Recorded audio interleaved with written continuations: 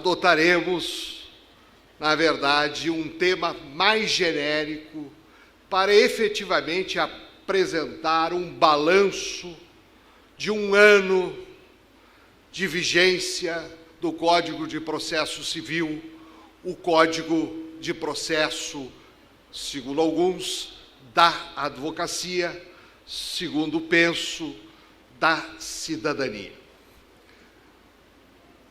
E, de fato, para fazer esse balanço, é indispensável falar de ideologia.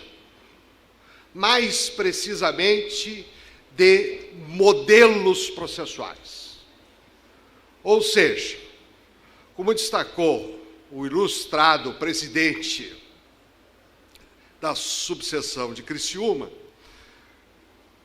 que recebeu de presente um livro de como se faz os sonhos, eu, quando jovem, recebi um livro cujo título é Como se faz um processo, de autoria de Francesco Canelucci. Não há nenhum xiste nessa observação. É um livro muito útil, porque foram conferências do célebre processualista italiano, conferências radiofônicas, que se colocou lado a lado do cidadão para mostrar como o seu advogado atuaria em determinado caso. Ora, para compreender como se dá essa atuação, é preciso encarar o processo segundo os modelos que, ao longo da história, se forjaram e influenciam as legislações processuais.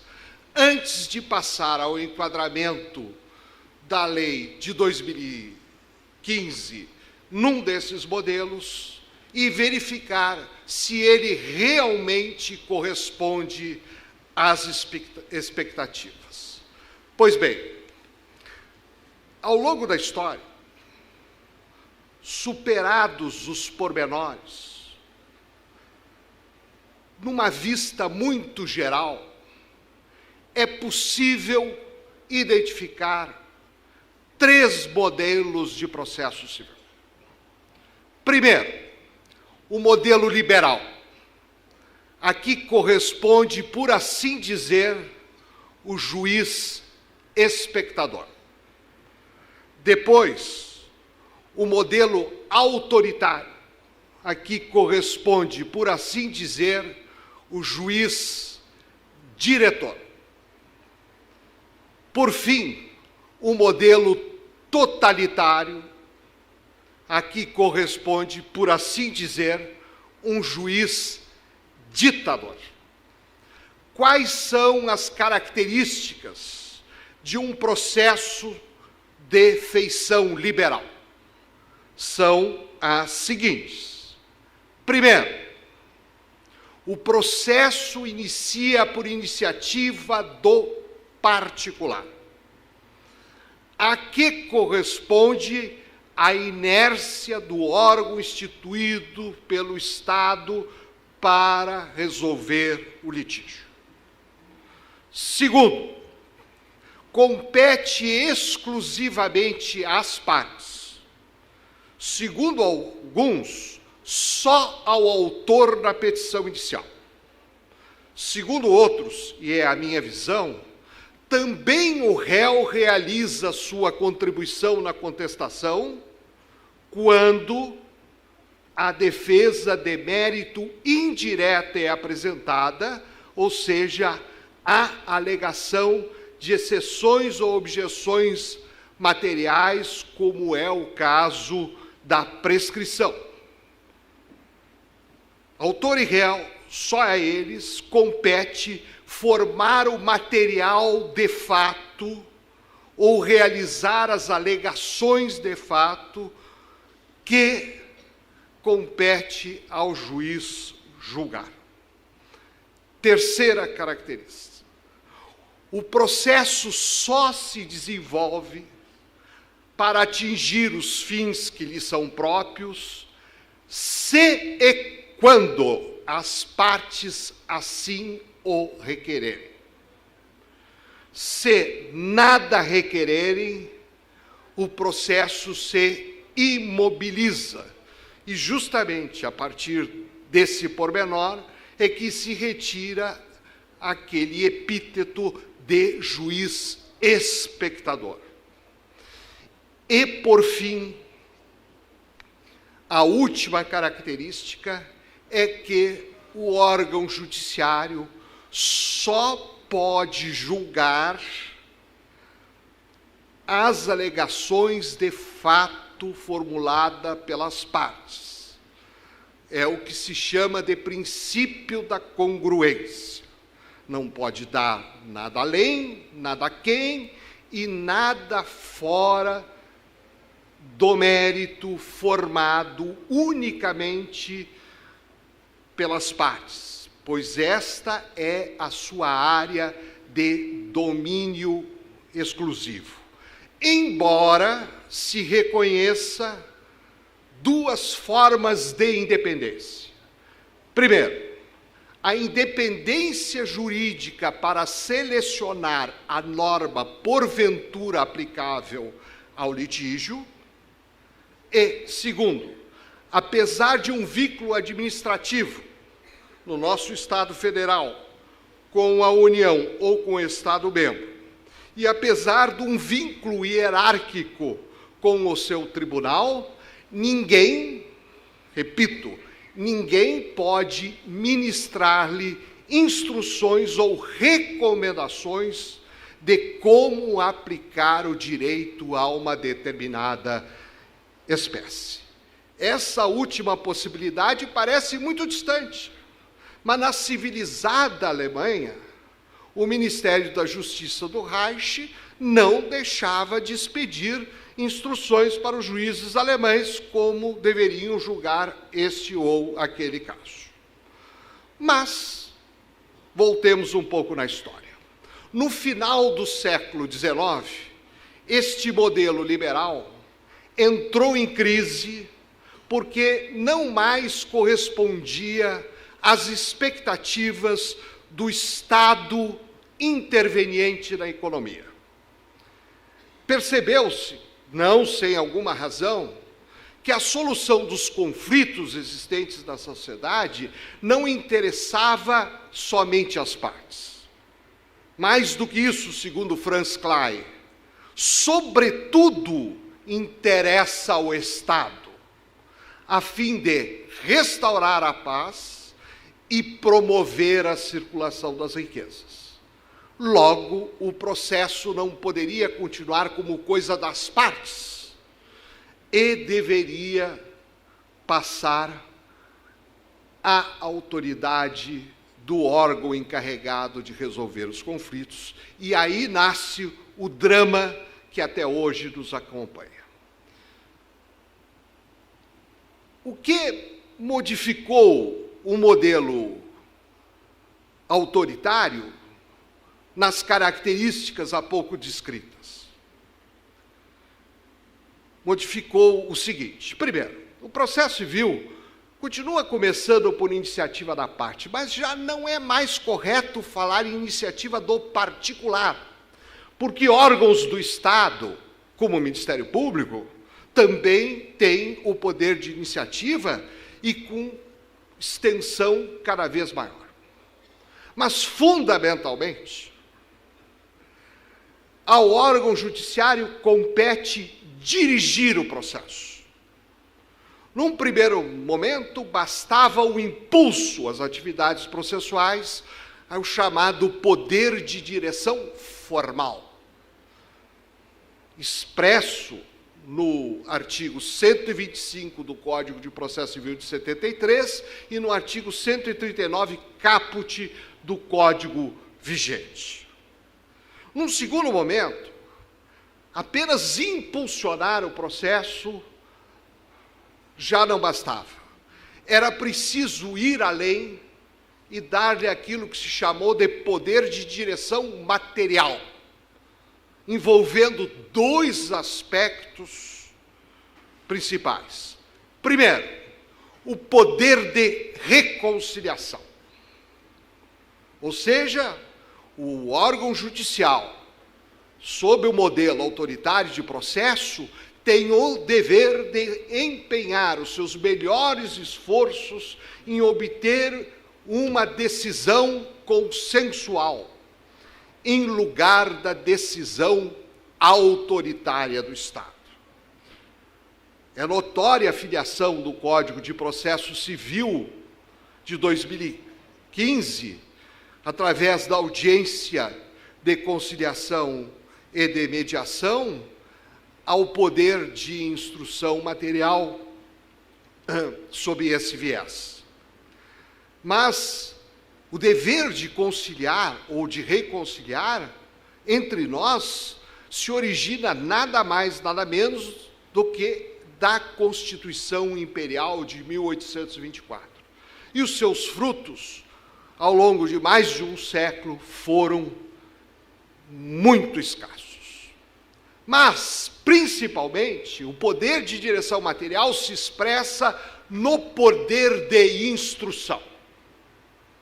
E é justamente esse poder de instrução que coloca o processo civil brasileiro e a atividade profissional de todos nós, advogados e advogadas, em xeque.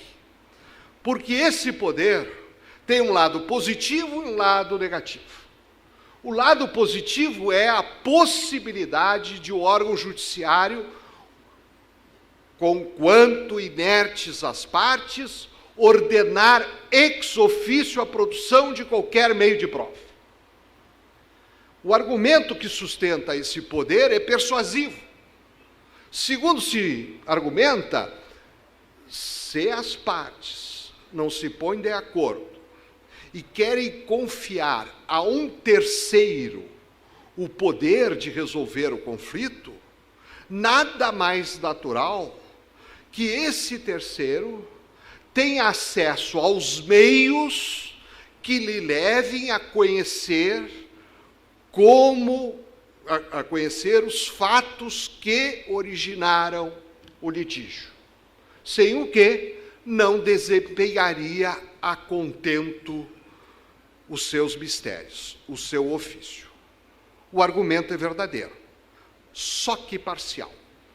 O problema não reside no lado positivo do poder de instrução, mas sim no lado negativo, qual seja o pretexto de que, porque já formada a sua convicção, os meios legais de prova propostos pelas partes, conquanto admissíveis, são simplesmente rejeitados. E a causa julgada prematuramente naquilo que no Código de 73 se chamava de julgamento antecipado do mérito, e no Código da Lide, e no Código 2015 é o julgamento antecipado do mérito, uma mera troca de terminologia, porque no CPC de 73 utilizava-se a palavra lide preferencialmente para designar o mérito. Já no Código vigente, o mérito é designado como tal, mérito. E como todos sabemos, e corresponde à mais elementar experiência, quer do ângulo da atividade judicante, quem ocupou uma cátedra num tribunal, por exemplo, quer do ângulo de quem patrocina causas, o julgamento antecipado é uma autêntica armadilha, porque a causa é julgada de forma prematura, sem que os fatos estejam devidamente esclarecidos.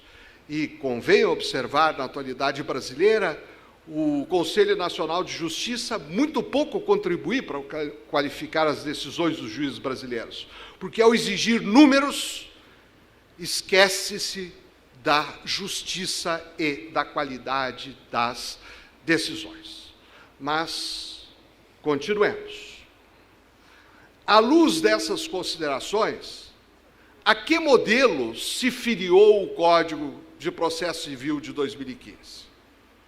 Ora, se olharmos as características e principalmente contemplarmos o rol de poderes esculpidos no artigo 139 do Código de Processo Civil, observaremos que, indubitavelmente, o Código de 2015 é marcadamente autoritário.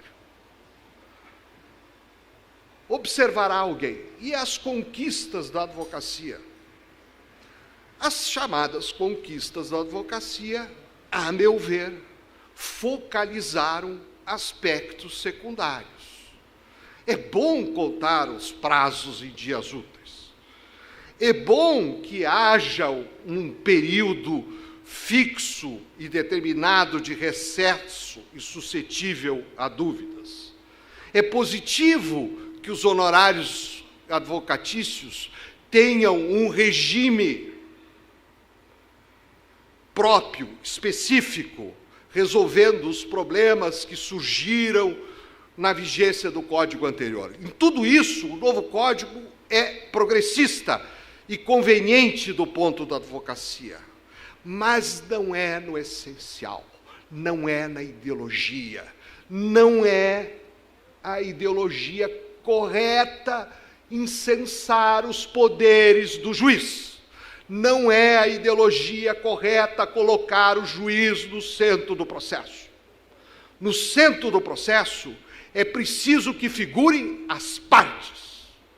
O processo não é um brinquedo para quem é investido da função judicante. Embora, saiba eu mais do que ninguém, é muito prazeroso intelectualmente.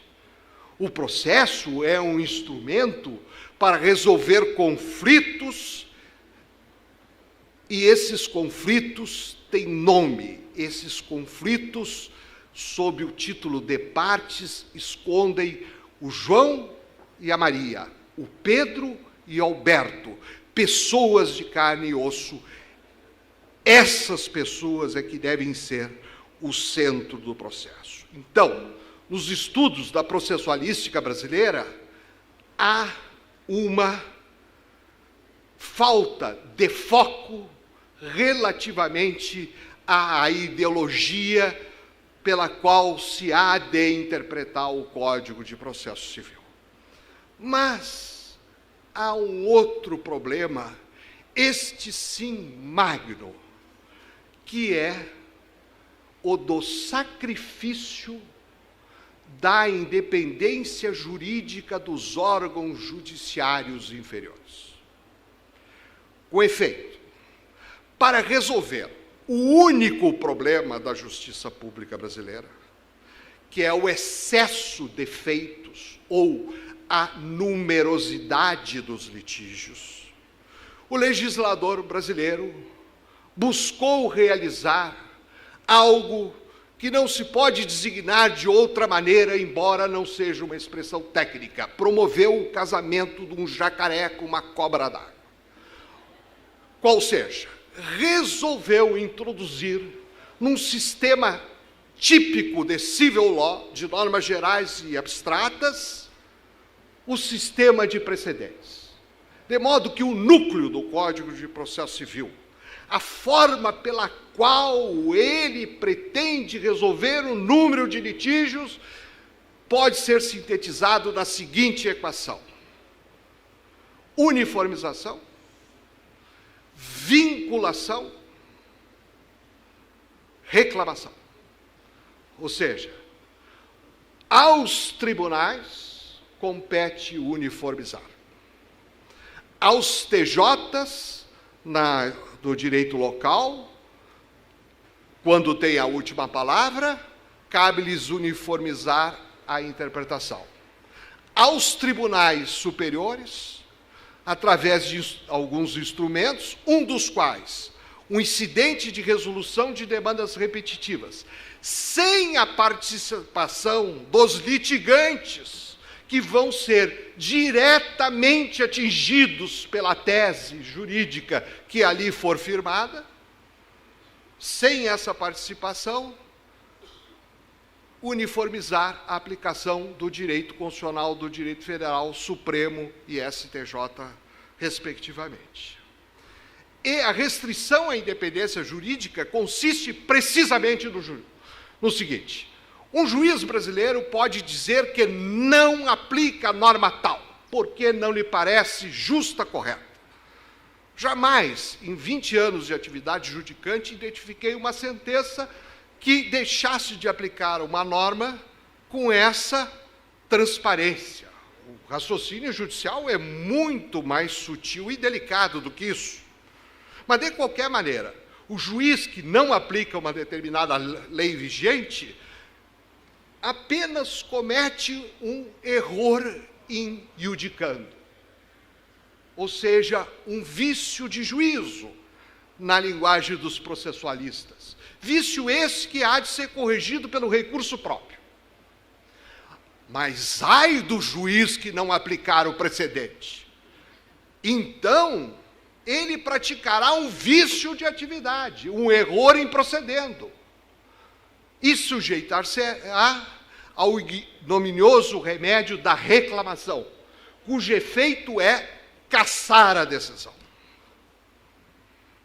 Mas, senhor presidente, o que mais me espanta em tudo isso é o seguinte: se o sistema de precedentes vingar, a advocacia tal como nós a conhecemos hoje no Brasil vai se alterar profundamente. Voltaremos à advocacia artesanal. Os grandes escritórios de advocacia tendem a desaparecer. Porque, desaparecendo o grandioso número de processos, diminui-se correlativamente o campo de atividade do advogado e da advogada. Mas tudo isso importa do quê?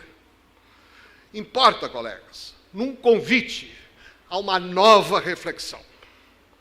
Ao longo de toda a minha vida, como advogado, juiz e jurista, ouvi falar bem da concentração de poderes nas pessoas, do homem e na mulher investido na função judicante. Esse discurso atualmente me parece chocante porque estamos falando do homem e da mulher constitucionalmente investidos na função judicante.